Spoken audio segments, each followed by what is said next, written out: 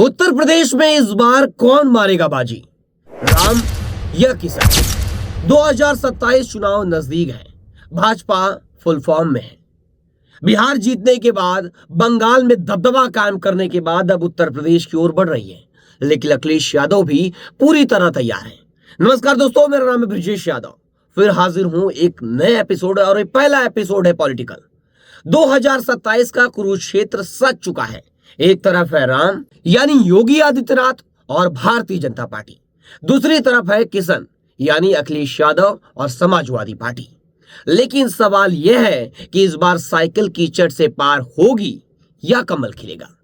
आइए समझते हैं पूरा फॉर्मूला कि 2027 में समाजवादी पार्टी किस तरह मजबूती से सरकार बना सकती है या नहीं। क्या बीजेपी के हर चाल को ध्वस्त कर सकती है या नहीं। पहली बात करते हैं अखिलेश यादव के पीडीए फॉर्मूला के, जो बहुत मजबूत है इस समय। 2024 में अखिलेश यादव ने पीडीए का फॉर्मूला आजमाया और पिछड़ा, दलित, अल्पसंख्यक, और यह फॉर्मूला काम किया। धरती पुत्र मुलायम सिंह यादव के इस बेटे ने अपने पिता से भी ज्यादा सांसद संसद तक पहुंचाए।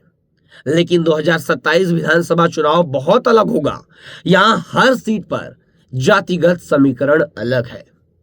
तो क्या पीडीए को और धारदार बनाना होगा, यानी जो पीडीए की राजनीति अखिलेश यादव कर रहे हैं उस पर पकड़ और मजबूत करनी होगी। समय के साथ पीडीए का जो मायने हैं वो भी बदलते जा रहे हैं।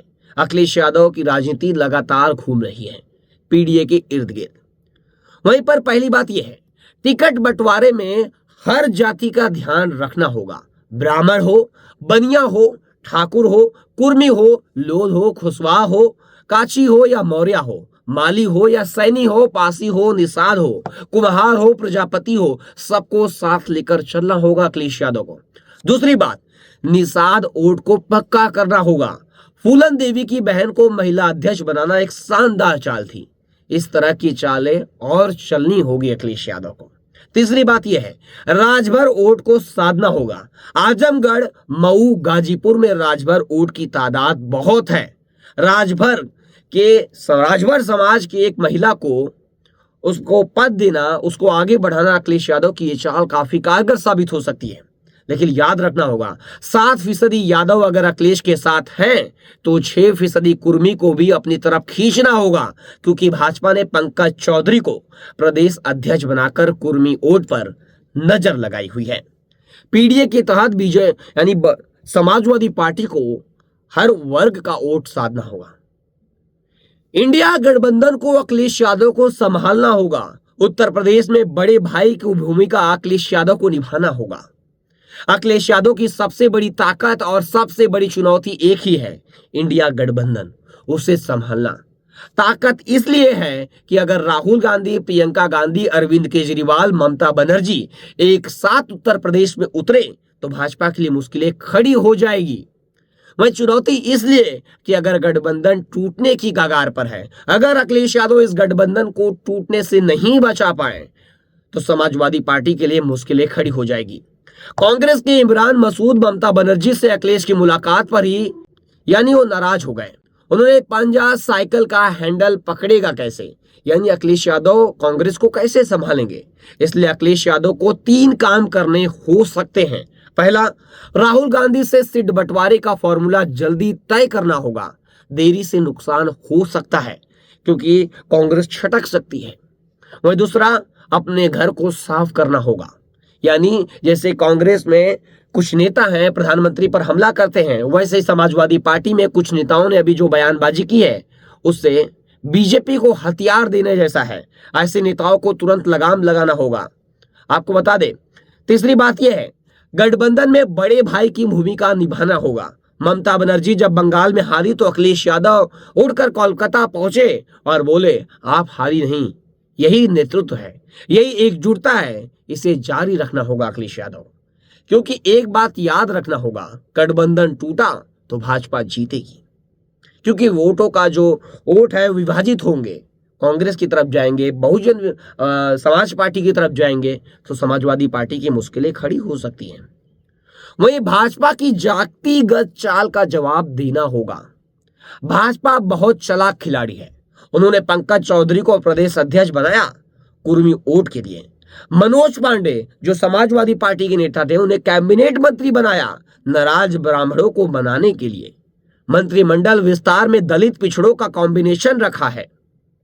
यानी भाजपा जानती है कि उत्तर प्रदेश का चुनाव जातिगत है, वह हिंदुत्व की राह पर ज्यादा आगे बढ़ नहीं सकती और वह उसी मैदान में खेल रही है।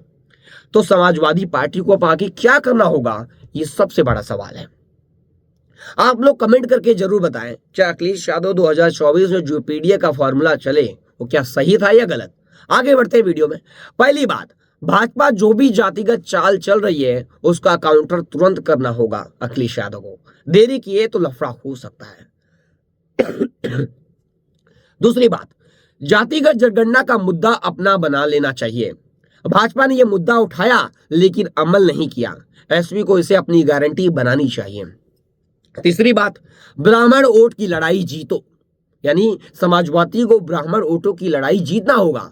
मायावती भी ब्राह्मणों को खींच रही है, भाजपा भी खींच रही है, लेकिन अखिलेश को यह दिखाना होगा कि समाजवादी पार्टी में ब्राह्मणों का सम्मान है, उनकी जगह है।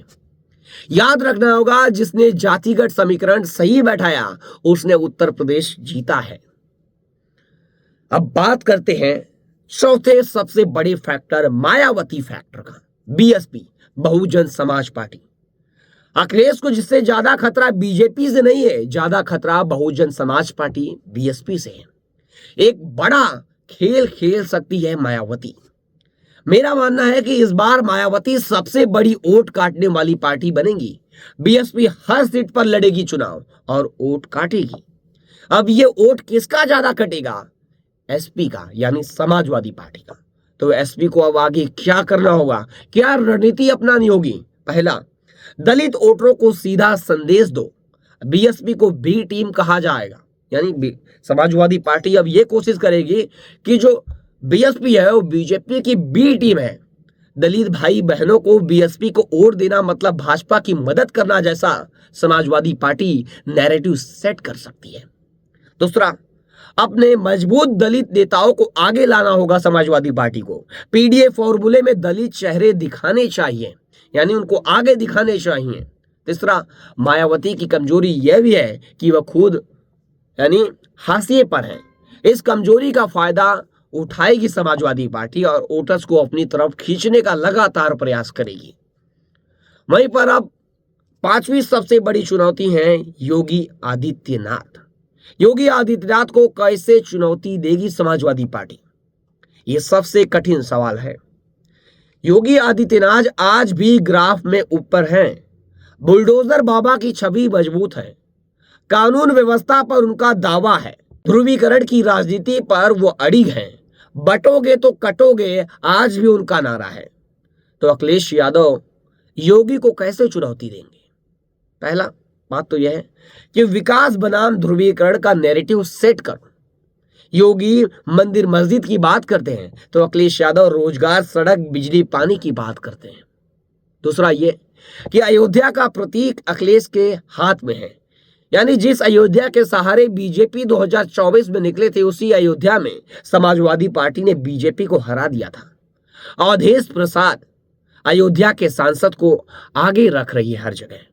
ये एक ऐसा एल्बम है जो भाजपा को चिढ़ाता है, भाजपा को याद दिलाता है जहां से तुम्हारी राजनीति शुरू हुई, और वो बार बार भाजपा को ये चिढ़ाता है कि वहां तुम हार गए। तीसरा, योगी की दिल्ली से लड़ाई को हवा देना।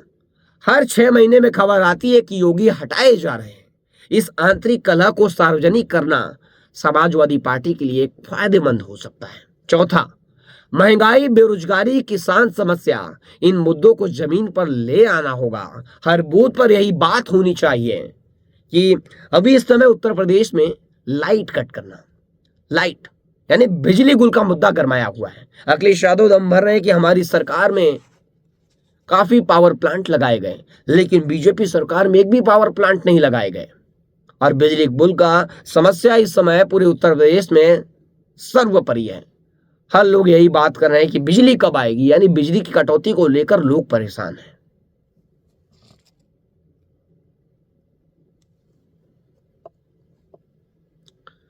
वहीं याद रखना होगा, राम मर्यादा पुरुषोत्तम थे, लेकिन कुरुक्षेत्र कृष्ण की रणनीति ने जीता था। अखिलेश को कृष्ण बनाना होगा, रणनीतिकार, चालाक और एकजुट करने वाला। अब देखना यह होगा कि 27 के चुनाव में अखिलेश यादव कहां कहां सफल हो पाते हैं। अभी जमीनी रणनीति की बात करते हैं। छठा फैक्टर, बूथ से जीत मिल सकती है। चुनाव भाषणों से नहीं, बूथ मैनेजमेंट से जीते जाते हैं। पहला, 403 सीटों पर बूथ लेवल मैनेजमेंट मजबूत करना होगा अखिलेश यादव को। 2024 में यह काम किया था, 2027 में और बेहतर करना होगा और बेहतर कर भी सकते हैं। दूसरा, महिला वोटर्स पर फोकस करना होगा। यूपी में महिलाएं बड़ी संख्या में वोट करती हैं, उनके लिए खास योजनाएं और महिला उम्मीदवार लाने होंगे। वैसे भी समाजवादी पार्टी में कई दिग्गज महिलाएं हैं, जैसे प्रिया सरोज, रागिनी शंकर और डिंपल यादव खुद, यानी कई महिला चेहरे हैं। कई और उम्मीद है कि महिला उम्मीदवारों की संख्या बढ़ाई जा सकती है, जिस तरह महिला आरक्षण का मुद्दा इस समय चल रहा है। वही तीसरा, युवा वोटर्स को साधना होगा। अखिलेश यादव को सोशल मीडिया गेम अच्छा आता है, पहली बार वोट देने वाले युवाओं से सीधे जुड़ सकते हैं वो। वही चौथा, हर जिले में जनसंपर्क अभियान चलाना होगा। सिर्फ बड़े नेताओं की रैली नहीं, गांव-गांव तक पहुंचना होगा। समाजवादी पार्टी जगह जगह यानी अपने कैंप लगा सकती है और वोटरों को साध सकती है और लोगों को समझा सकती है कि आगे आने वाले समय में क्या करने वाली है और उनको क्यों चुनना चाहिए समाजवादी पार्टी को। दोस्तों, 2027 का उत्तर प्रदेश चुनाव आसान नहीं है। भाजपा के पास बिहार, असम और बंगाल की जीत का हथियार है। योगी आदित्यनाथ के पास ध्रुवीकरण का अस्त्र है, लेकिन अखिलेश यादव के पास है पीडीएफ फॉर्मूला, इंडिया गठबंधन, जातिगत समीकरण की समझ और एक नई तरह की राजनीति। कीचड़ में कमल भी खिलता है, लेकिन अगर साइकिल चलाने वाला रास्ता जानता हो और रणनीति जानता हो तो साइकिल भी कीचड़ से पार निकल जाएगी। अब जीत का फॉर्मूला सीधा है। जो भी यानी पीडीए को अगर समाजवादी पार्टी मजबूत करती है और जो पिछड़ा, दलित और अल्पसंख्यक वोट है, अगर उसका विभाजन नहीं होता है तो समाजवादी पार्टी मजबूत स्थिति में 2027 के चुनाव में दिखेगी। और अखिलेश यादव को एक नई उम्मीद है, क्योंकि लोकसभा चुनाव 2024 में समाजवादी पार्टी सबसे बड़ी पार्टी बनकर उभरी है। 2027 का मिशन अखिलेश यादव के हाथ में है। साइकिल चलाने का वक्त अब अखिलेश यादव का आ गया है। अब उनकी राजनीति दिखने वाली होगी कि उनका अगला कदम क्या होगा और कांग्रेस के साथ गठबंधन कब होता है और कितने सीटों पर सहमति बनती है, ये सबसे बड़ा सवाल होगा। ऐसे लेटेस्ट वीडियो के लिए चैनल को लाइक कीजिए, वीडियो को शेयर कीजिए, सब्सक्राइब करना मत भूलिए। जय हिंद। फिर मिलूंगा एक नए एपिसोड के साथ।